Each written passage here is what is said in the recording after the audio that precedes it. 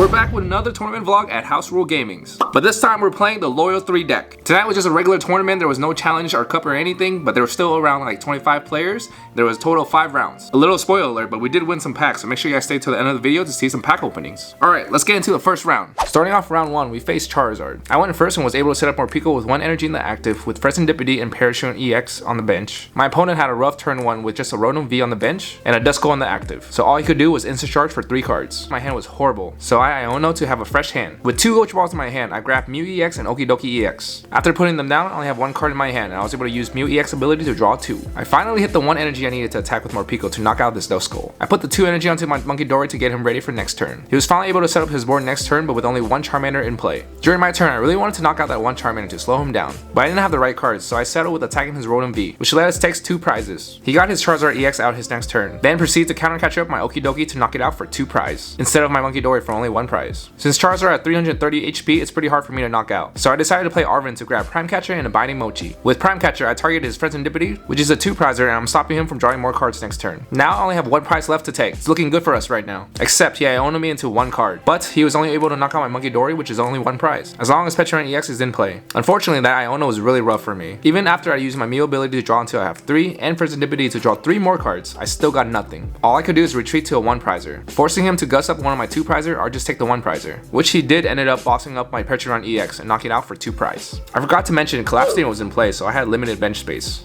During my turn, I was digging for cards that I needed to set up my Okidoki, but I didn't get all the cards I needed. We were 1 energy off, so my only other option was to boss up his Duskull to try to stall, even though I know it was already game over. That was a rough game. We started the night with a record of 0-1. Round 2, we faced Regidrago. I won the dice roll and got to go first. My first turn was crazy. I basically got my full board set up. During his turn, all he did was attach an energy and use his Regidrago first attack to try to accelerate energy. During my turn, I dig for the cards I needed to power up my Okidoki and attack for game. That was a very quick game compared to our first. Now we're at 1-1. Round 3, we went up against one of our homies that was playing Quad Thorns. I went first and started with Serendipity, attached 1 Dark Energy, and pass. For this matchup, you want to attack with Okidoki using his first attack. It lets you accelerate 2 Dark Energy into him, making him poison as well. For his turn, all he did was attach a double turbo and pass. For my turn, I was able to play Arven to get a Nest Ball and Binding Mochi. Using the Nest Ball to get an Okidoki, I attached 1 energy to him and retreated my Serendipity to use Okidoki's first attack to accelerate Dark Energies. Back to his turn, he attached a Lightning Energy and bossed up my Serendipity to do 120 damage. Since my Okidoki is no longer poisoned, I can only do 130 damage.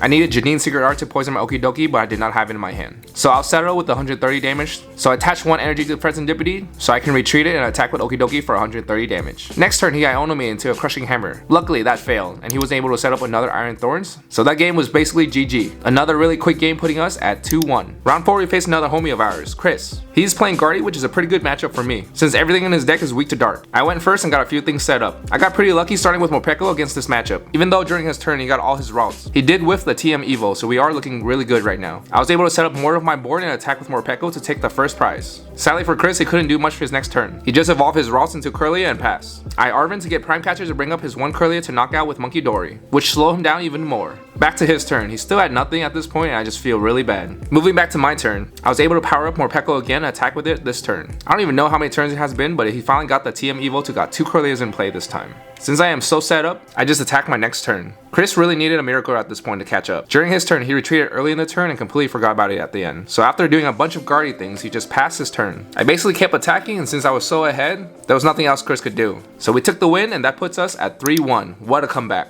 Our last and final round, we went up against another friend of ours, Eric. He was on Raging Bolt with Dusknoir and he started the game off. All he had was a Raging Bolt EX with 1 energy attached and a Duskull. Once again, I started with Morpeko. I had a pretty great starting turn, able to set up everything I needed, but I wasn't able to attack, so I was a little scared. I passed it back to Eric and he had no way to get energy into his discard pile to use Professor Sada, so he decided to Prime Catcher up my Squawk ability to stall. Little did he know, I can just use Pecharunt ability to send a Dark Pokemon back to the active. I didn't have the cards needed to set up my Munkidori or Okidoki, so I decided to just attack with Morpeko. Since he only had Duskull in the active anyways, we were able to knock it out. I was able to take the first knockout and now it's back to Eric's turn. He still has no energy in the discard pile, so all he did his turn was draw with his Ogerpon and put down another Ogerpon. During my turn, I really wanted to knock out the Raging Bolt with the Okidoki EX, but once again, I still don't have enough energy. But I did have energy on the Munkidori, so we decided to attack with that for 190 damage, which I guess is a good thing why I need to knock it out, because he still has no energy in the discard pile, which means he's unable to use Sada his turn. He ended up using Raging Bolt's first attack, Burst Roar to discard his whole hand and draw 6 his turn. I finally got my Okidoki set up, but I still decided to attack with my Monkidori to force him to take a 1 prizer. Or he has to gust up one of my 2 prizers on the bench. I am now down to 3 prizes and he still hasn't taken 1 single prize. Eric finally established a board, but all he could do was attack my Monkidori with the Grass Ogre Pawn, which means he only got 1 prize from that. I Arven on my turn to get a Pokemon Catcher and a Binding Mochi. I grabbed the Pokemon Catchers to try to bring up the Raging Bolt EX on the bench, which we are so lucky because we landed heads. I attacked with Monkidori that turn and that put me down to only 1 prize left. He powered up his Raging Bolt during his turn to knock out my Okidoki. To end off the game, I had another Okidoki and was able to get double Dark Patch and an energy to power it up to knock out his Raging Bolt and close out the game. We ended the night with a record of 4-1, putting us at 5th place,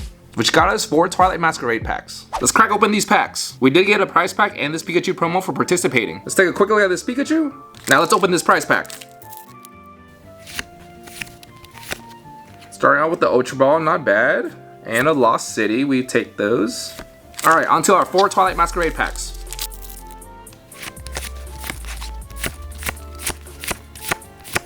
Ooh, start off with Growlithe, okay. Not bad at all to start. Pack number 2.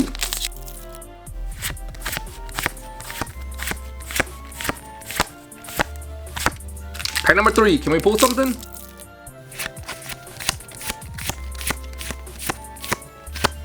Ooh, Ursaluna, a very playable card. Can we get a last pack magic, please?